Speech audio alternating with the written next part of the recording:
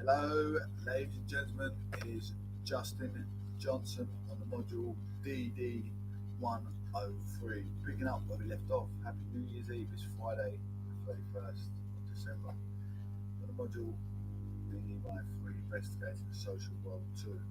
Edited by Deborah H. Drake, Andy Morris, Anne Shipman, Katie Wheeler, page 208. Mapping the soundscape. Unwanted sound in and out of place because sounds reflect social and cultural values and because they carry an awareness of action and activities of people situated well beyond the places in which those sounds were made. Sound can often be a source of conflict and controversy. Heinsberg research in Mombasa Old Town is just one example of this. The experience of sound, apparently out of place, is key to the ways in which you can begin to understand noise and why unwanted sound can raise passions and make people feel angry, desperate, and helpless. Remember an example of when you thought a sound was in the wrong place. Why did you find it inappropriate? Examples might include the rumble of heavy farm machinery or aircraft screaming across the sky when you're trying to enjoy a peaceful moment of contemplation, contemplation in the countryside, or maybe racist laughter in a quiet workspace. Perhaps even someone because they invade personal space and stop people doing what they want to do, or they represent the actions of people believed to be acting inappropriately in a place defined by a particular sort of behaviour. This might include, for example, talking in a space designated for listening, such as a concert hall or lecture or theatre, or behaving irrelevant in a sacred space, place of worship, or commemoration. In this context, unwanted sound, what, what might be called noise, can be defined as sound that seems to be in the wrong place. This follows the anthropologist Mary Douglas' 1966 definition of dirt or pollution as a matter out of place. Douglas shows how people try to find meaning in the world by creating a sense of order and categorize some of these things as appropriate to some places and not to others. In this way, earth on the carpet is dirt because it's out of place, but in the garden it is soil. The essential medium in which plants are grown, rather than sound defining a particular space, sound out of place, and considered as a noise often contradict and conflict with socially and culturally agreed definition of place. By examining how sound democrats certain behaviour, as in a place or out of space, Atlas 2005 shows how sound highlights concern increasing visitor numbers and leisures the use of the Norfolk Broads landscape. The Broads were designated as a national park in 1988, but reports that sought protection of the natural music of wind. The reeds and birdsong for playing of loud music, party music on boats can be traced back through the 20th century, the beginnings of mass tourism in the region. Sonic judgment, placing bird watching and walking as appropriate but partying as appropriate to continue into the 21st century, and are evident in debates about rural tranquility and the appropriateness of rock, pop, and dance music in the countryside. Examples of such conflicts can be seen in the increasing number of rural music festivals such as the Glastonbury in Somerset, or attempts by government and police during the 1990s to stop rural rave parties or indeed conflicts over traffic noise. The programme, instigated by the Conservative government in the UK in 1989, produced a series of high-profile road building schemes combined with growing environmental awareness, exemplified by the 1992 Real Earth Summit. These resulted in increasing active and folk-furious protest movements, high-profile case such as cutting off the M3 through Twyford Down near Winchester, page 282, 1902. And Oxley's Wood in London brought the UK government into conflict with European Union environmental groups, such as Earth First, formed in 1991 at the same time. The UK government attempts to reduce what they deemed antisocial behaviour in the countryside impacted directly on protesters, who were often young people. The Criminal Justice Act of 1994, for example, had a section aimed at curbing rave parties, and the act was so good that AIDS travellers sometimes associated with both the rural rave scene and environmental protest. Part 5 of the Act covered collective trespass and nuisance of the land, including sections against raves and against music, characterised by the emissions of a succession of repetitive beats. The prohibition of music defined by repetitive beats was designed to prohibit the sort of electronic dance music played at rave parties, but also enjoyed by many road protesters. The anti-trespass laws worked against road protests and rave parties alike to say. To this extent, the Criminal Justice Act has parallels with the example of the Norfolk Broads, because both concern the acts of the government authorities to limit, to circumscribe particular forms of behaviour as appropriate in the countryside by defining it in solid terms. Both imply that forms of passive violence characterise the way people should behave in rural environments.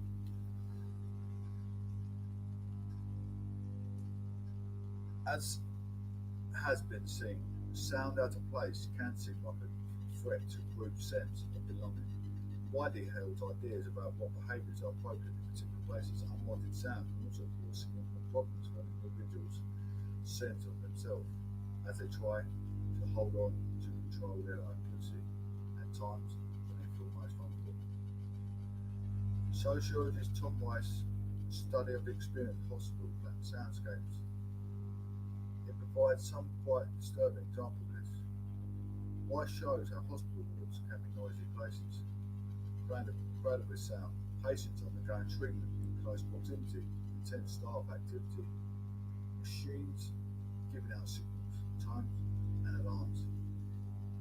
These sources can combine to produce what Rice 2013, page 170, calls a cacophony of illness. He says some medical professionals are widely concerned that excessive and largely preventable noise onwards might negatively affect patient health and recovery times.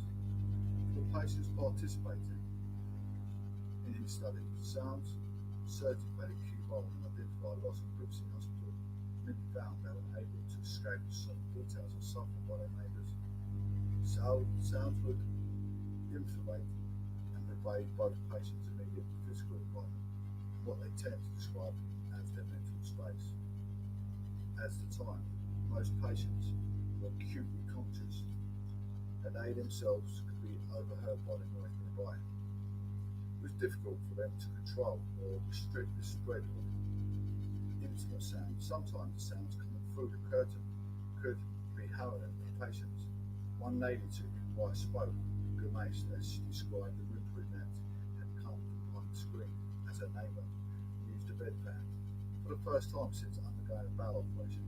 Another had endured prolonged cries of agony nearby as a man underwent an unpleasant procedure he didn't want to view. A man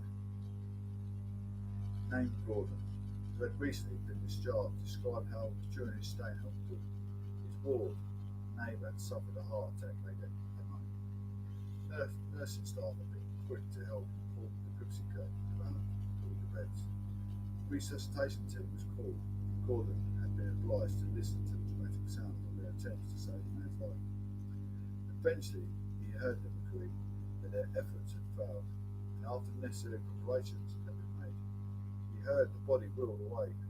Rice recounts how Gordon confessed that he was shattered for days, and by these horrible noises, the violent eruption in hospital soundscape associated in this case with death was deeply disturbing for Rice 2013, page 117. While a hospital radio and occasional television on the wards could sometimes provide auditory distraction, most of the time there's little else for patients to do but listen to the ward around them, or do their best to turn their view. Rice recalls how one day as he walked down the ward, a patient being attended to behind a curtain could be heard vomiting profusely. The lady in the adjacent bed was sitting up, turning the page of the magazine. She held a fixed, bland smile as she pretended to be oblivious to the sounds that were loud and playing, of course. She had little choice but to do exactly this, unable to escape the sound. She was obliged to tolerate it as best as she could. Weiss says he felt the facial expression encapsulated the effort made by many simply to put up with the sounds. However invasive, irritating, or disrespectful, this attempt to remain unperturbed could be understood as a way of managing the auditory environment. Weiss 2014, page 174. Weiss concludes that privacy then is partially compromised through the patients being constantly reassured by people, of course, being 284, being audible. Could be reassuring patients knew that knew that if they needed help, they could call or cry out for someone who would hear and come to assist them. But they resented the fact they could not remove themselves from being in the presence of their neighbours if desired. Not only did they have little control over what sounds intruded into the immediate private or acoustic space, but they also limited their inability to restrict how their own bodies projected into the public acoustic space shared with others. For the hospital patients in my study, sound out of place constituted an important threat to personal dignity and integrity at a time when they felt most vulnerable and defenceless. Unwanted sound or sound out of place clearly has important impacts across many areas of life and at a variety of scales, from that of the individual person to specific places, landscapes and regions. In this respect, sound can both define and undermine socially agreed ways of drawing boundaries around spaces and places. In the summary, noise can be defined as sound out of place following anthropologist Mary Douglas' definition of dirt as a matter out of place. Sound out of place can be preserved as a threat for individuals and groups, which both define and undermine socially agreed ways of drawing boundaries. Page 285. Mapping tranquility and quality and valuing sound socially. As can be from the previous section, sound becomes a problem when people understand it to be in the wrong place or even in the right place at the wrong time. The idea of noise as sound out of place was recognised early in the 20th century by the British psychiatrist G.W. Ship. K.'s conception of noise relates closely to Douglas' definition of dirt. Like Douglas, Kay claimed that sound can be understood as out of place by its excessive loudness in composition, its persistency or frequency of occurrence, or alternatively, its intermittency, its inappropriateness or unreasonableness, its suggestion of intimidation, arrogance, malice, or toughness. From Kay's description, why do you think it is difficult for everyone to agree on what constitutes noise? It's clear from Kay's description that physical qualities of sound, its loudness, duration, and intensity, form only one part of the quotation. Equally important for Kay are issues of inappropriateness, unreasonableness, arrogance, and thoughtfulness. These latter components of unwanted noise depend on human judgment and therefore subject to interpretation, as well as contested competing claims and counterclaims in relation to what is and is not appropriate and permissible. In hospitals, as in the countryside, human responses to unwanted sound are heavily dependent on the context in which sounds are heard and on the ways in which particular sound acquire social value that marks them as appropriate or inappropriate.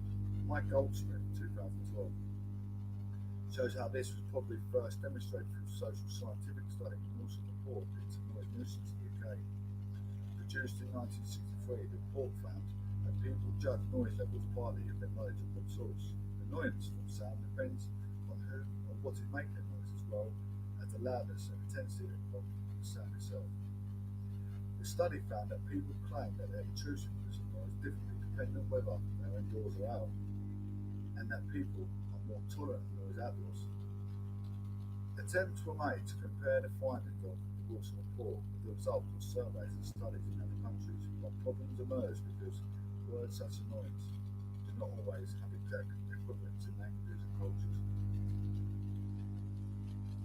It is now widely identified that human recognition of noisiness reflects place and culture. The research that informed the European Noise Directive 2002 found, for example, people in the Mediterranean towns and cities were more tolerant of neighbour noise than those in Northern Europe.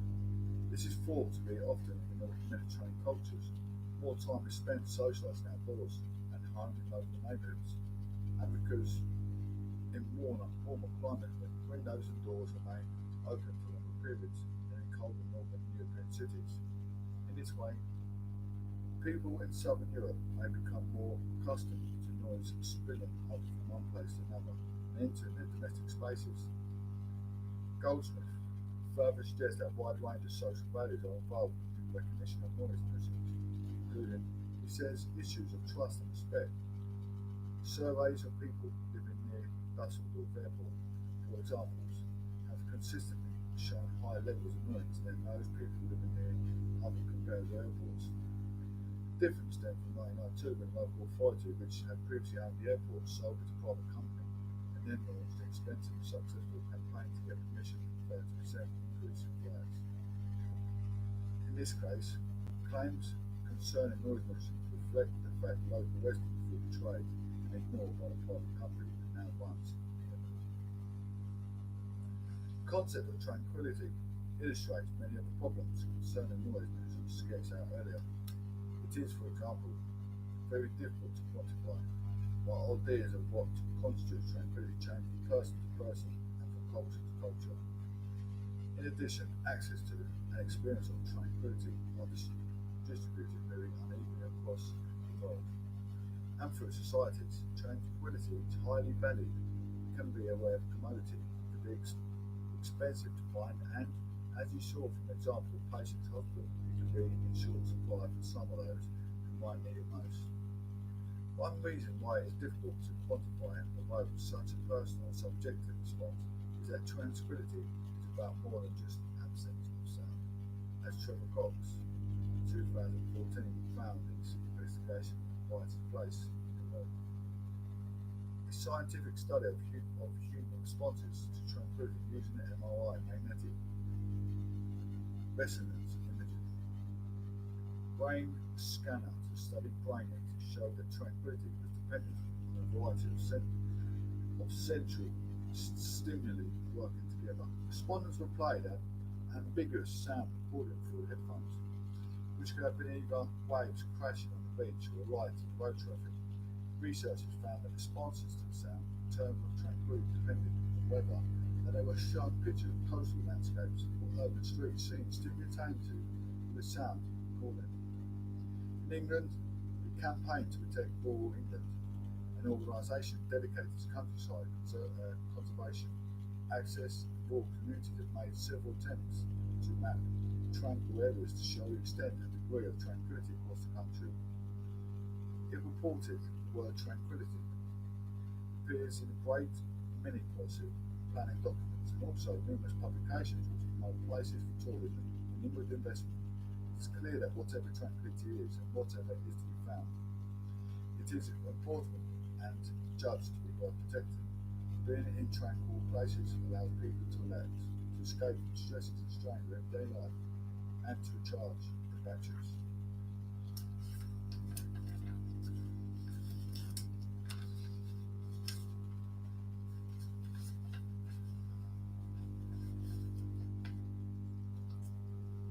Page 288. What does tranquility mean to you? Your definition might include atmosphere and mood. Words such as peace, quiet, calm, place and location, rural garden, lake district, library, and number. Time and activity, dawn, dusk, coffee time, walking dogs, sounds and experiences, peaceful music, and gentle flowing river. What tranquility was first mapped in 1995? Countryside agency. It was defined as places which are sufficiently far away from the visual or noise children development or traffic to be considered unsport by urban influences, these places were identified through specific criteria, the tranquil areas being found certain distance away from features such as road, towns, airports and power stations. However, when the exercise was repeated in 2005, the researchers began by asking members of the public what characteristics they thought defined and detracted from the tranquility. The survey of public attitudes to tranquility found the following importance. What is tranquility? Perceived links to nature, positive features in landscapes such as openness and blackness, observed naturalness of the landscape, rivers in the landscape, visibility of the sea, importance of wildlife, peace, quiet, and calm. Page 289. What is not tranquility? Disruptive behaviour of our people, noise especially from cars, but also road, train and urban area noise, aircraft noise, military training noise. Overt sign of human development, observed negative features in landscapes such as the presence of our people, visibility of roads, general signs of covert human impact, visibility of urban development, nighttime light pollution. Look at the following tranquility map in East Midlands for region England received, produced on behalf of the CPRA in 2007, CPR Countryside Agency in 2007. First, figure 9.3 shows calculations made by data available in the 21st century to show areas susceptible to the intrusion of urban and industrial noise in the early 1960s. The second, from figure 9.4, shows situation approximately 47 years later, in 2007. Comparing the two maps, it is relatively straightforward to see the changes that have taken place. First of all, the principal change has been the dramatic increase in the area of the map. Coloured yellow shows areas distributed by noise and visual intrusion, mostly related to changes in transport. The M1 opened through the region between 1965 and 1968, creating a corridor of noise and visual intrusion headed south to north between the urban concentrations of Leicester, Derby and Nottingham. Major road corridors along A1 running south to the north midway between Nottingham and Leicester and between urban centres of Nottingham, Derby, Leicester and Lincoln. Also carved swaths of intrusion from formerly less distributed rural areas. On the 2007 map, figure 9.4, there are road corridors through the Peak District National Park in the top western corner of the map. Through the great expanses for agriculture, Lincolnshire and Sherwood Forest area of the rural Nottinghamshire in the middle to the east of the map. Expansion of the East Midlands Airport as a major UK cargo hub has brought many parts of Nottingham, Derby, Leicestershire, Cunningham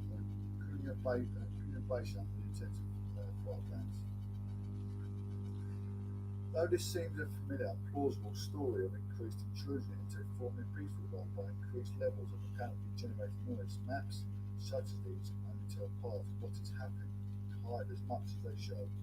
Much of the centre of this region was formerly heavily industrial, and the landscape was categorised by coal mines, iron and steel works, heavy engineering and textile manufacturing. Even some of their apparently rural parts had significant industrial concentrations in textiles, mining and quarrying activities. As many parts of their have lost their old Victorian industries, they have in some respects actually become quieter as the banging, hammering, clanging and clattering of heavy industry has become a thing of the past. Low traffic on the road, railways and in the air has dramatically increased.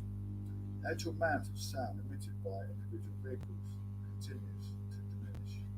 Modern cars, trains and planes are much quieter and more efficient than their counterparts in the 1960s. An important point to remember is that these changes impact on people across the region in different ways, even when they live in areas that appear to be classified similarly. For former workers on coal mining and engineering, whose work exposed daily to dangerous levels of sound likely to result in hearing loss, changes have improved personal sonic environments. It has at the same time, of course, altered and diminished life chances and economic possibilities of former industrial plants for site. Some ex-industrial sites locations of concentrated sound production in former times have now been re-landscaped and incorporated into country parks and wildlife sanctuaries that create important new islands for tranquility for urban dwellers, whose lifestyle seems to be increasingly distant from nature, peace and quiet. Elsewhere in the region, being 20 minutes by Abuja, well-paid commuters who work in cities such as Nottingham and Leicester but live in the attractive rural village locations enjoy increased personal and family tranquility, enabled by high levels of personal mobility. Be in about 20 minutes there if you saw that. I'll give it a few pages. High levels of traffic. Such lifestyles contribute to increased volume, duration, intensity of noise intrusion from those unfortunate enough to live adjacent to major roadways and congested road junctions. For those who can afford it, tranquility can be bought either through residential choice or by a holiday in exotic or remote locations. In either case, the research for tranquility creates noise for others, either through commuting traffic or through an increase in long and medium haul air travel. Tranquility exemplifies the ways unwanted sound is as much a problem as preserved in private behaviour as actual noise levels. Inequality is the experience of and access to tranquility is related to differences in life chances, opportunities and other resources, including ability to play. Page 293. Imagine unwanted sound, equality and justice.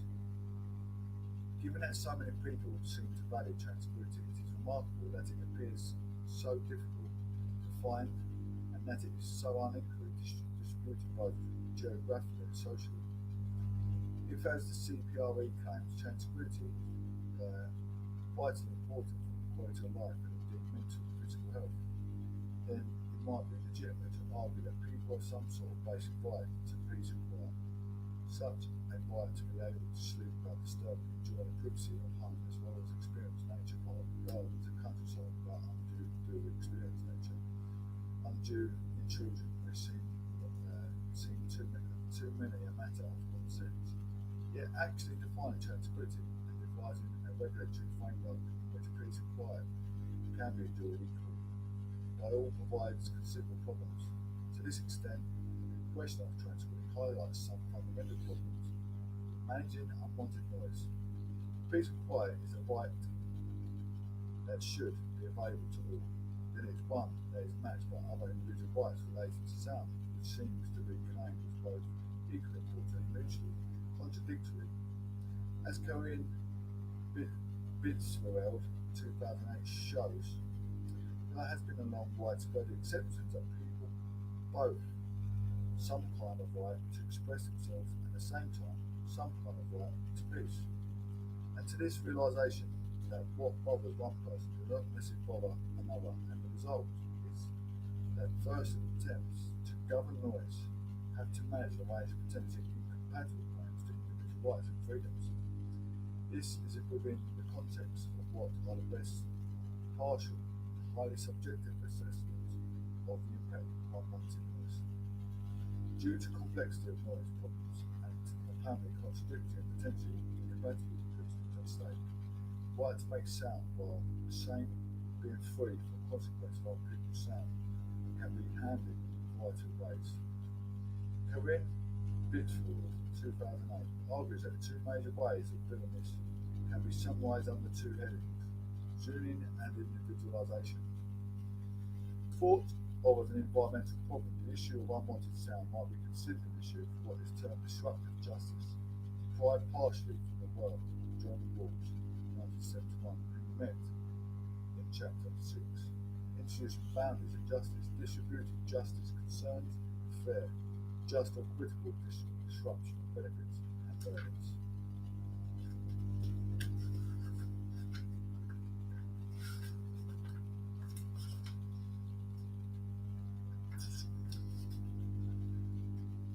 Through society, environmentalists argue that people throughout the world should, as a matter of right, receive a fair share of the world's resource, and if deemed sufficiently important to human health and happiness, this could include tranquility.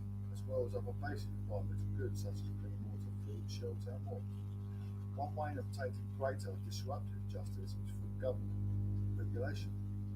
This is often thought necessary because legal means provide a way of enforcing a more equal disruption of environmental goods. Tranquility or the right to quiet might be included among these from Canberra 2011 compliance law. Primary means of legislating against unwanted noise is through zoning.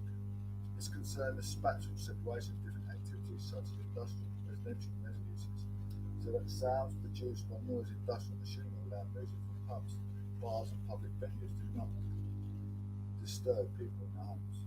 As a technique for managing sound, zoning emerged from attempts in the 1920s and 30s to regulate the legacy of Victorian city places such as New York and Chicago, where noisy trade and industries such as metalwork have grown up alongside and within residential streets and neighbourhoods.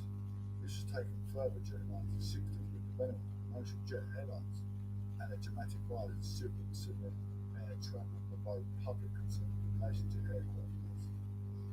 In the UK, this alternative resulted in the ban of night flights at Heathrow Airport and the development of sound maps that used the reading from noise measurement equipped to chart those areas worst affected. In this way, zoning schemes can map out legal limits, sound reduction in terms of both location and timing, which goes hand in hand with the development of technology and techniques to set objective limits to exposure to sound throughout the use of sound maps, some planning regulation, for example. Those concerning location open time for leisure activities such as pubs, clubs, provide both place and time based zoning. What do you think of the advances of disadvantages of zoning as a way of achieving environmental justice in example of sound? Page 295. The answer may include some of the following. Zoning is based on objective criteria including measured levels of particular sound output and specifically identified forms of sound making activity.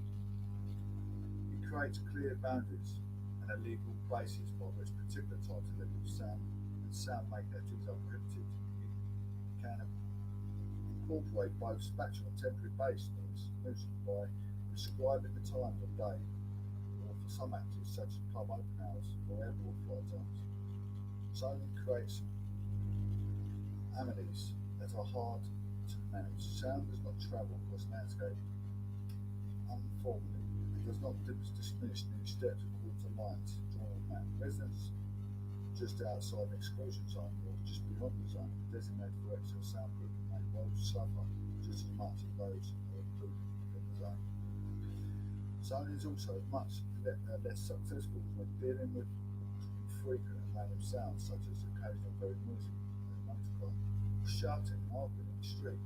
Studies show that predictability is an important issue, enabling residents to manage their experience of the problem. Zoning is less successful at managing this aspect of the problem. Thought of as a social problem, the issue unwanted sound can be understood as a matter of civility and therefore understandable in the terms of rights and responsibilities that go hand in hand with citizenship. To this extent, the problem unwanted sound is closer to the conception of social justice you met in Chapter 6, introducing boundaries of justice. Here, issues of justice can be understood in terms of mutual obligation, responsibility, and forms of appropriate behaviour that result in noise, nuisance, and disturbance. Environmentalists sometimes talk about what they call environmental or even ecological citizenship. One characteristic of this is that those who have the power have wealth and obligation to those less fortunate to minimise the harm and make cause enough through their own actions. Page 296. And actively work to improve environments for others. Smith and Pangzaba, 2008. Where sound is concerned, this will include individuals acting in a similar manner by consciously seeking to curb the amount of potential intrusive sound and make themselves listen to music. Know the law and drive the vehicle also encourage people to actively maintain, promote and create environments that preserve the right to quiet for others. In our history of the public property of the 20th century, Fitzgerald 2008 understands such issues of of civility and social justice in terms of what she calls individualisation. Individualisation describes the ways in which certain movements, for example, that have made a noise and made the responsibility of individuals concerned. In these circumstances, noise issues are often designated by authoritative matters of goods and neighbourhoods, or civility rather than legally enforceable set limits. Many countries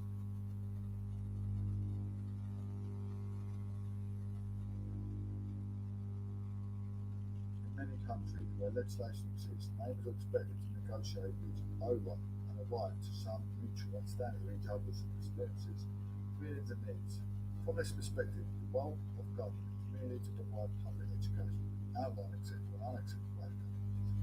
Individualising relates to black to contradiction on social thinking about noise that upholds, on the one hand, the right for free self-expression and on the other, the right to peace and quiet. In both cases, there is an understanding that what others, one person does not necessarily follow another, and the annoyance is both subject and dependent on someone's circumstances. In their context is in the sound of where sound is heard. Claims concerning what constitutes unwanted sound, and are very subjective, and the basis of evaluating claims and counterclaims is hard to fix. What might annoy someone who works nights, who has children, when I said it concerns someone who is frequently away from home, enjoys a bustling, lively atmosphere, or indeed might be hard of hearing. In many countries, the role of government as main noise is first and foremost to educate citizens how to control their own noise behaviour, to teach them how to tolerate and accept some incidental noise. In the UK and elsewhere, and chorus under this post is advice concerning how to approach noise neighbour, not the problem, and couch any claims about the problem, and then claim the prudent manner. In this way, the government adopts a position and steps back for what might be understood as too much direct intrusion in the home and family. What do you think the advantages of this point of individualisation as a way of achieving social justice in terms of sound?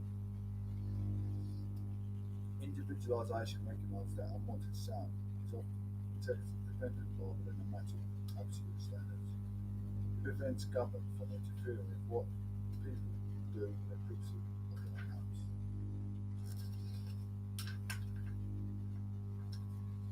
Page 298, two more pages to go. Come on! It encourages people to be active, environmental citizenship, taking responsibility for their own business. Where agreement cannot be reached between neighbours, it is not possible to resort to an absolute standard to resolve conflicting claims. People who feel under threat from those neighbours are forced to talk, initiative, and may feel neglected and abandoned by their authorities if their request for solutions to the problem. Feelings of powerlessness are often accompanied with experience of unwanted sound and may be intensified and extended by the process. Yeah, I've got about 5 more minutes, Joel. I'll stop and come back because I'm bored. 5 more minutes. I've got this page and next page, that's it. Evaluated alongside each other, it is clear that neither zoning nor individualisation provided adequate or complete solution to the problems of managing unwanted sound. In relation to the complex claim, rights and responsibilities raised by the issue of environmental and social justice, as Bitsfield suggests, and the ability to choose definitely between these strategies can continue confusion over exactly how issues of justice and equality should be handled in relation to sound, for important reasons why noise nuisance and sonic environmental pollution remain unresolved at national and international levels. Rather than making a clear choice, Bitsfield concludes that strategies adopted to govern social change residing to individualisation depending on whether we consider space in which some soundboards used to public and source and sound collective or private source of sound individual sometimes change over time. The case of mobile phone is a good example of this. With the introduction of the cell phone or mobile phone in the 1990s, people started using their phone while travelling by train. The first response by the force was to become unwilling eavesdroppers. To private conservation was to claim let the noise unjustly transgress the boundary between social classes. This annoyance was partly grounded in the fact that the phones were expensive and acted as a status symbol for high-paid workers in business and the finance sector. The unashamedly public use of such phones was then preserved as a form of boasting derived from the conspicuous display of wealth and position. Because of this preserved social incivility, mobile phone sounds were considered as socially disruptive sounds, as sounds out of place. Historically, the sense of a new sound is disruptive and therefore out of place in common response to their novelty. But one that wears off over time as the sound becomes more familiar. As Pitchfield says, it is therefore not surprising that the first public solution focused on individualized solution. According for civilized mobile phone behavior and mobile etiquette. Yet in the 21st century, now the mobile phone was seen cheaper, common everyday use, known by very wide cross-sector society. The problem has caused to be one that can be handled by individual digitalization. Now as a subject of the private control of mobile phone has been delegated zoning today trained and public spaces have no foaming zone values. It had no smoking zones. Literally on the last bit of the summary. Zoning and improvisation are important ways of managing conflicting rights to make sound and protected from unwanted sound. Evaluating alongside each other, neither zoning nor individualization alone provides an adequate solution to the problem of unwanted noise. Both are used depending on whether noise problem is understood to be public or private, an individual, collective. This chapter has shown how sound can define public-private spaces. Sound can be very powerful means by creating boundaries between individual groups, both physically and symbolically. After showing how sound can help people locate themselves in the world. The chapter then turned to examine sounds as out of place. It showed how noise and unwanted sound can be understood as a matter of out of place, and how its turn to consignor voice understood as inappropriate and civil behaviour because sound affects social and cultural views. It often can be a source of conflict and controversy due to competing claims made about the nature and effects of sound. The chapter went on to look at how tranquility is very difficult and quantified, and how ideas of what constitutes tranquility depend on human values, preferences and claims concerning what is appropriate and inappropriate in particular locations. Finally, the chapter considered tranquility in terms of right to peace and right. It evaluated that the ways which zoning and individualization are only partial responses to the problems of justice and equality set by unwanted noise.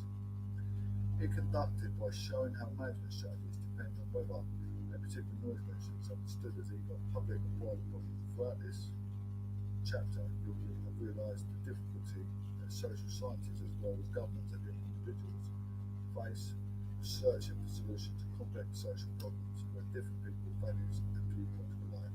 The next chapter takes forward this point, encouraging you to consider both this might be a very different kind of social intervention. My goodness. Finito. What's happening?